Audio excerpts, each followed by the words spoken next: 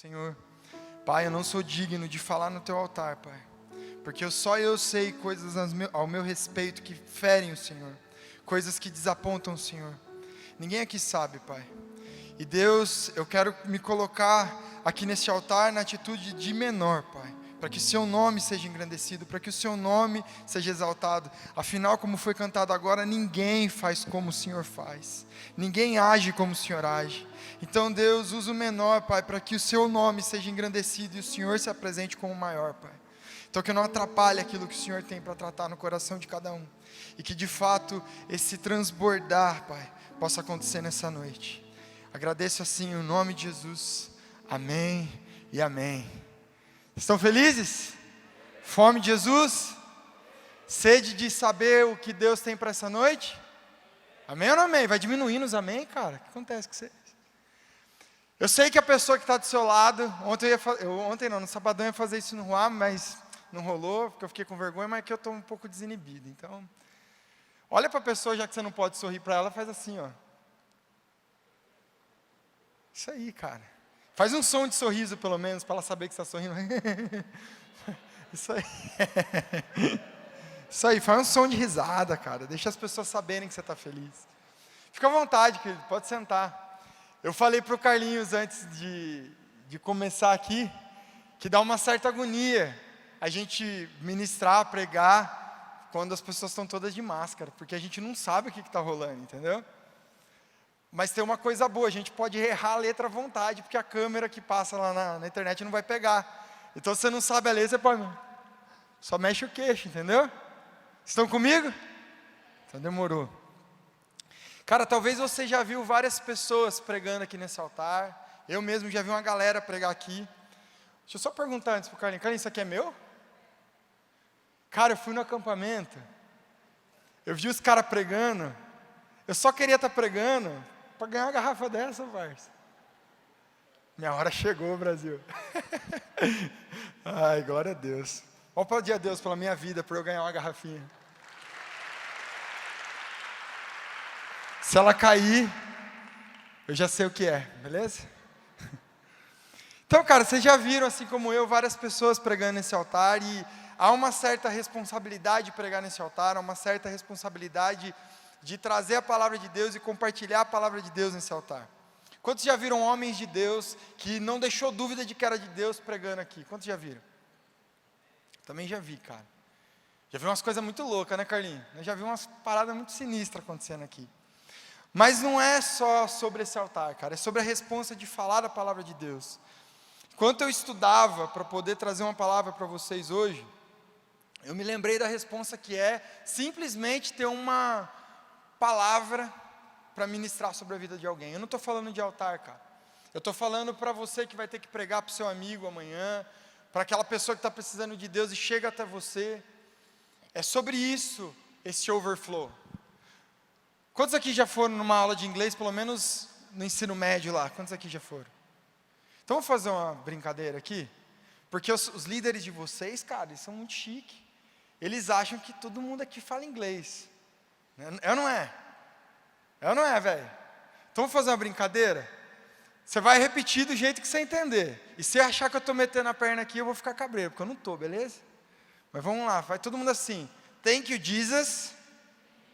Não, mas você está de máscara, ninguém vai saber de onde vem o som. Vai aí, ó. Thank you, Jesus, to overflow tonight. Come over me. And come through me. Foi diminuindo, né, galera? Vai falando umas palavras de... Fala assim, obrigado, Jesus, por vir nessa noite com o seu transbordar. Venha sobre mim e venha através de mim. É sobre isso essa noite. Fala amém, mano. Sei que foi só uma brincadeirinha, mas fala amém. Fiquei decorando a tarde inteira para não errar. Cara, mas uma realidade assim, não há como transbordar alguém que já se acha cheio. Então sempre acontece uma realidade que aflige eu e você, mano. A gente sempre quer ser mais maduro, mais esperto do que a gente realmente é. A verdade é que a gente gosta quando as pessoas param um pouquinho para ouvir o que a gente tem para falar, não é verdade? No meu trampo eu tenho várias reuniões durante a minha semana. E às vezes, cara, tá todo mundo falando na reunião, eu tenho uma ideia, eu falo assim, já vou falar. A hora que eu falo e todo mundo para me ouvir, dá até aquela inflada assim, rapaz, a galera parou para me ouvir. Quem já passou por isso assim? Não estou falando de orgulho, não estou falando de se achar, cara. Estou falando assim, é legal quando as pessoas param para dar moral porque a gente está falando, não é verdade?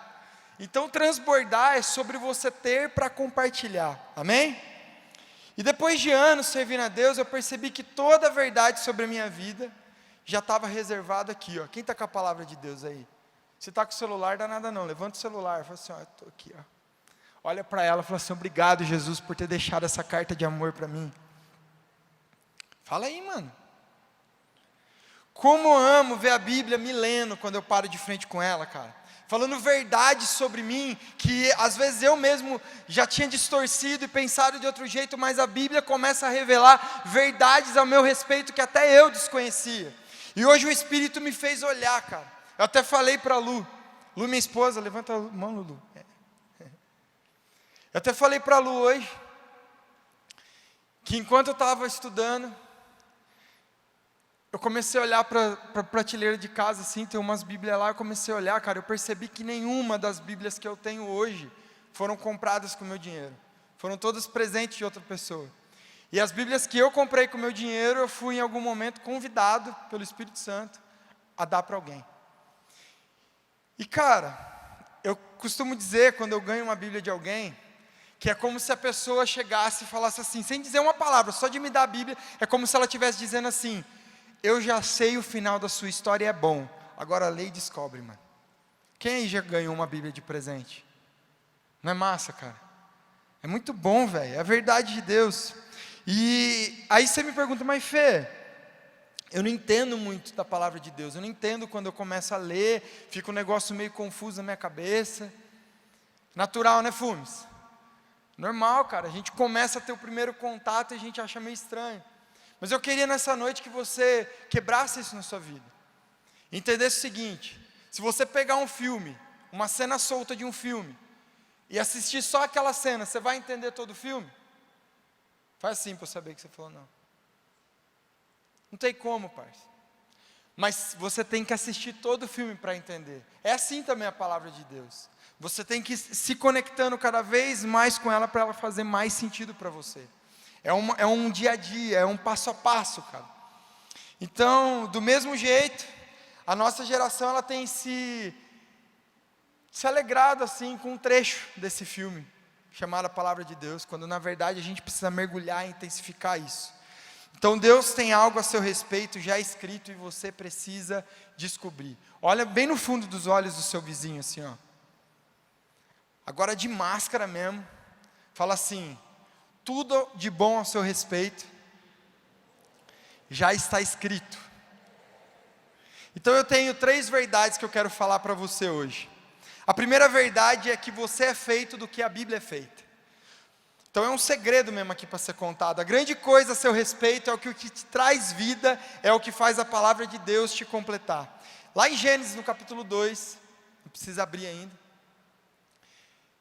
Como eu não vou decorrer um texto todo, eu vou citar alguns pontos. Se você se sentir interessado, anota aí, depois você lê. Mas lá em Gênesis capítulo 2, quando Deus ele criou o homem, a Bíblia fala para a gente que Deus, ele soprou nas narinas do homem o fôlego de vida. Só houve vida no homem depois que Deus soprou o fôlego de vida, cara. E o que acontece de incrível nesse momento é que a primeira inspiração do homem é o fôlego de vida que veio de Deus para ele. Amém? Diga assim, a primeira inspiração, faz de conta que vocês estão vivos agora, vai. A primeira inspiração veio de Deus para mim. E o mais legal disso é que em 2 Timóteo 3,16 diz que toda a escritura é inspirada por Deus. E não há distinção nessa palavra, apesar de ser línguas diferentes. Tanto no grego quanto no hebraico, o que está escrito aqui na palavra de Deus é de que a inspiração que veio para o homem e a inspiração que foi escrita na Bíblia é a mesma. Então você é feito da mesma coisa que a Bíblia, não de papel, mas do fôlego de vida. Então a palavra que um dia te encheu, ou o fôlego que um dia te encheu, ele dá continuidade para os seus dias e enche você à medida que você tem contato com a palavra de Deus. Então se você quer transbordar, cara, Não há transbordar verdadeiro senão através daquilo que Deus já prometeu para você. Amém? Amém? Repara aqui, cara. Primeiro você é cheio do Espírito de Deus e depois você começa a transbordar da palavra. Amém? Então você vai ver que à medida que você tem mais contato com a palavra de Deus, mais completo você fica. E há uma segunda verdade para essa noite. Não se preocupe em defender Deus e acusar pessoas. Então, vou deixar você pensar um pouco nisso. Vou tomar água aqui na minha garrafinha nova, beleza?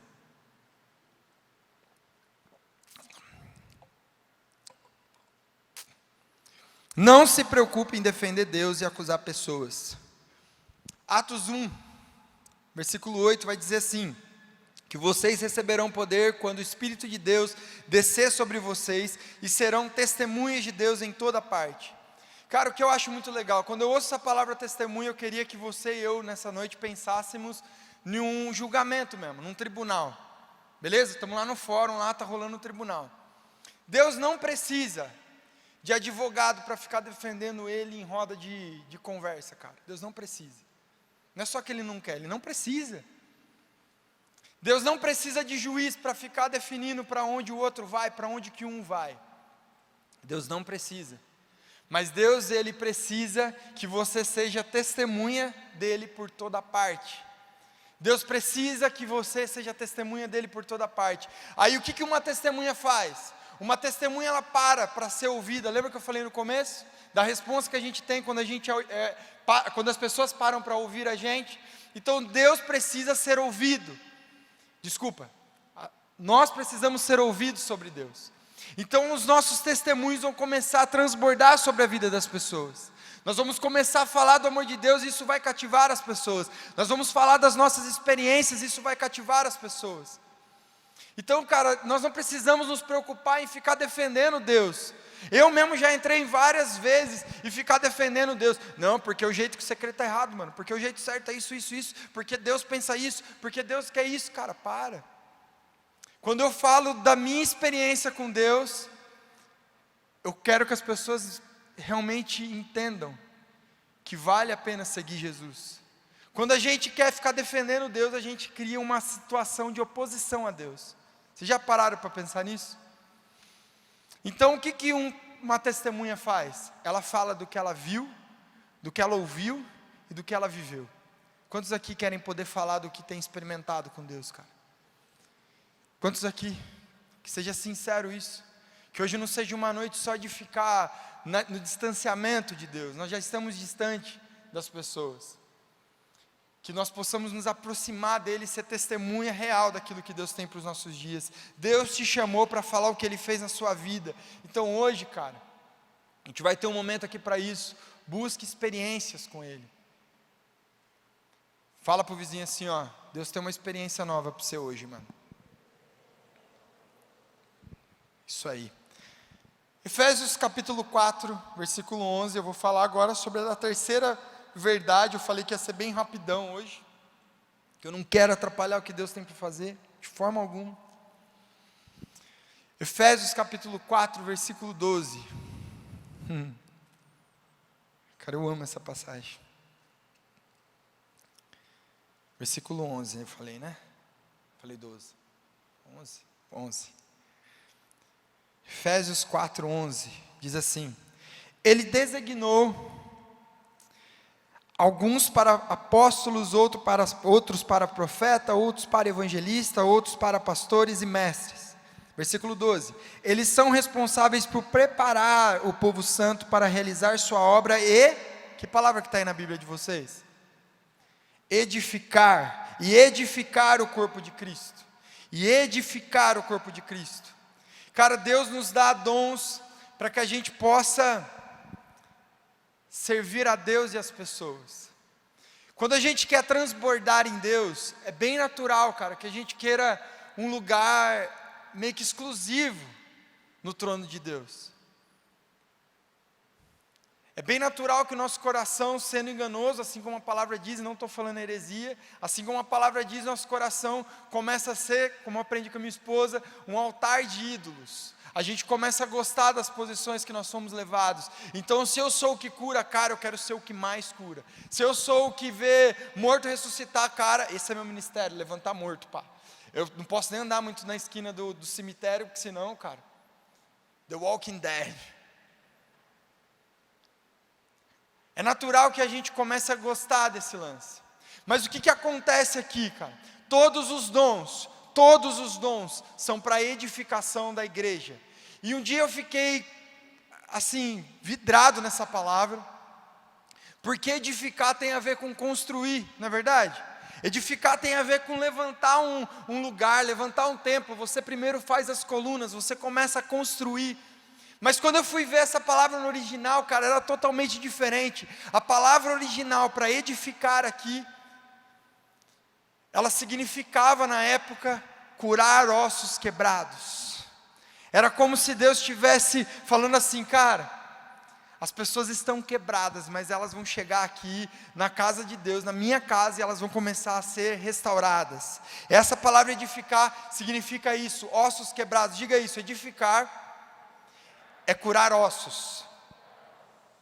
Ou seja, algo novo tem aqui nesse texto para mim e para você, cara. Pessoas quebradas vão começar a chegar até você. Se você quer realmente começar a transbordar, pessoas destruídas vão começar a chegar até você. E através da sua vida elas vão começar a ser restauradas. E eu não estou falando de ossos, cara, eu estou falando de corações, sonhos, projetos, vidas destruídas. As pessoas sem sonhos, sem expectativas, vão começar a chegar em vocês e vão começar a ser naturalmente restauradas, porque vocês têm o contato com a palavra de Deus, porque vocês têm andado naquilo que Deus pede para vocês, testemunhando sobre Ele. As pessoas vão ter prazer de chegar em vocês e ter a vida restaurada. Amém? Amém? Você se empolga com isso? Eu não sei, porque você está de máscara, cara. Ontem eu estava reparando, depois de ter pregado no sábado, eu estava reparando no culto, Cris, como que eu estava me comportando na frente do pastor, para fazer ele entender que eu estava recebendo. Aí eu percebi que não tem muito o que a gente fazer quando está de máscara, né? Porque, cara, é verdade que sorriso, cara, é o que há de mais legal no ser humano. Você já reparou que um cachorro não tem esse lance de empatia, de sorrir? A não ser o pitbull da lei, minha amiga aqui. Parece que ele está sorrindo para você. Mas não tem muito isso, os animais não têm isso, cara. Mas eu e você temos uma exclusividade na criação. Quando Deus soprou lá o fôlego de vida dele na gente, a gente teve duas capacidades distintas: a de sorrir, a de ter expressões, porque Deus é a expressão do amor, então Ele espera da criação dele expressão também. E nós começamos a ter uma outra característica que só Deus tem: a de poder criar e de sonhar coisas, de completar coisas. Eu até brinquei no sábado no Ruá que eu nunca vi um cachorro sonhando, tá ligado? Fazendo projeto. Eu vou sair daqui, passar ali na venda olhar aquele franguinho na parede. A gente não vê isso aí, cara. Mas a gente nasceu com a capacidade de criar, de ter projetos, cara. Isso é maravilhoso. Então o que eu queria dizer para você é que diante dessa verdade sobre edificar, e eu falei sobre os dons aqui, uns para pastores, outros para profetas, outros para apóstolos, outros para mestre, a gente vai começar juntos, cada um no seu dom, cada um naquilo que Deus chamou, naquilo que Deus convidou. Nós vamos começar a edificar a igreja de Cristo e preparar a igreja de Cristo para a volta de Jesus, cara. Se você não sabe, o Conectados não tem tanto a ver só com pessoas se conectando, mas tem a ver com pessoas conectadas, se unindo e se conectando com o Pai. Eu lembro que uma vez, lá no começo do Conectados, o Carlinhos falou isso para mim. Eu falei, cara, se esse não é o propósito de Deus, eu não sei qual é o propósito de Deus. É sobre isso, cara, sobre a gente em comunhão, em conjunto, se conectando com o Pai.